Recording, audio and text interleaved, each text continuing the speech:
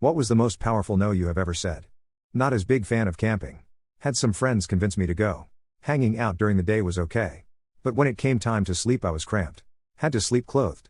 It was just around uncomfortable and triggered a very rare nightmare for me since I'm a lucid dreamer.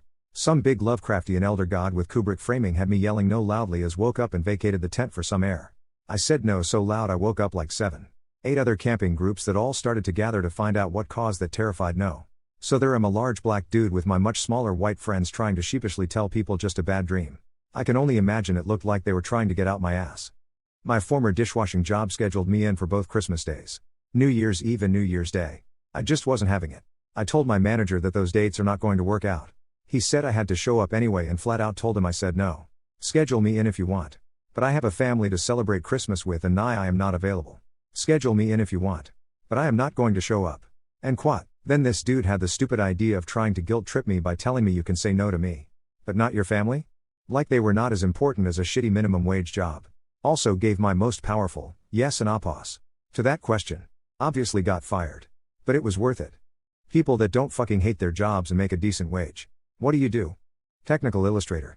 I love working with 3D models and illustrating. I work from home half the time and keep whatever hours I want. My boss has faith that I will do my job so I rarely ever see him. Since starting this job 2 years ago I have paid off all my debt and even sent my parents some money for everything they have done for me. I'm a paralegal at an attorney's office. I essentially do all the writing and research for cases and assemble the files and information an attorney needs for trial. I thought about going to law school.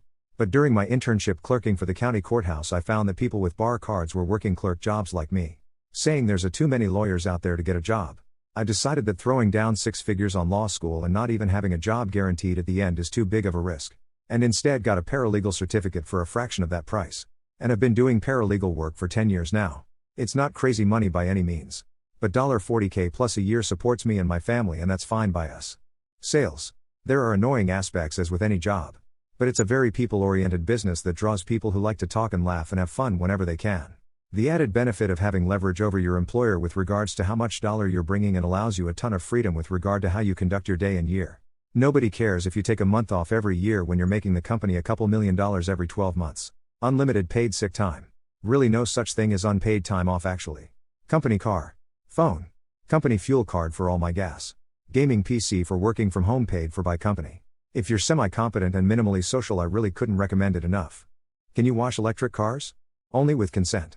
Only if you hold the charge cord. You can't drive them in the rain either. Unless you want to get an electroshock. You know a gas-powered car also has electrical components. Right?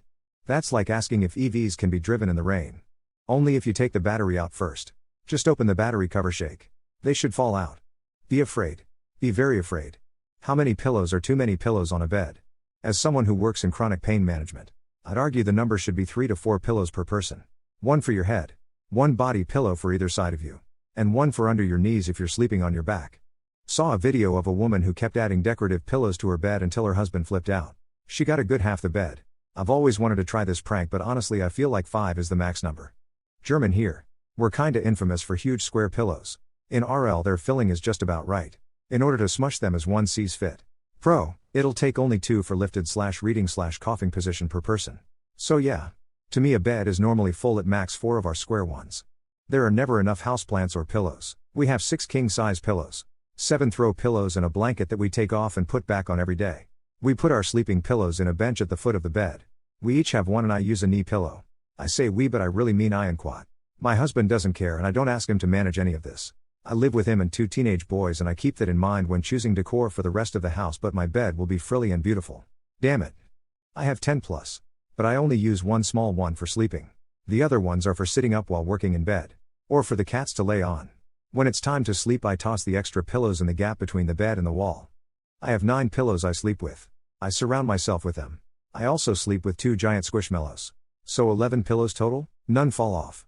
And my bed is my sanctuary. If I have someone over I usually have to take 4 to 5 off though. That is disappointing. What should a guy do if he has a GF but has a huge crush on another girl? Pursue the crush but don't tell your girlfriend. That way. If things don't work out with the crush you still have your GF. And if it does work out with the cush well. You have 2 women, you win. I mean. This is the answer you want to hear if you ask this fucking question. But like everyone else is saying, either break up with your girlfriend to pursue the crush or get over the crush.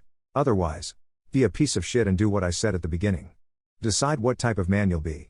The type of man who can love a woman for who she is, or the type of guy who only lusts after women and what he thinks she can provide him.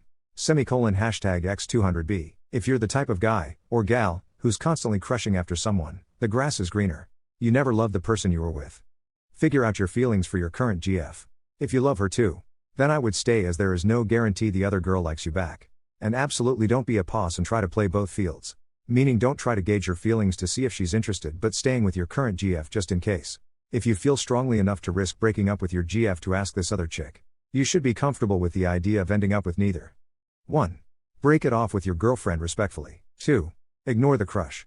I mean, how often do you even bump into this crush? Is it like a gym crush where you haven't even spoken much, at all? Or is it a work colleague or something that you interact with on a daily basis? I wouldn't leave my girlfriend in either scenario. But it makes a world's difference what type of crush it is. Either way, make a decision and be gentle. You can't control what feelings you have. But you can control how you act and deal with the situation.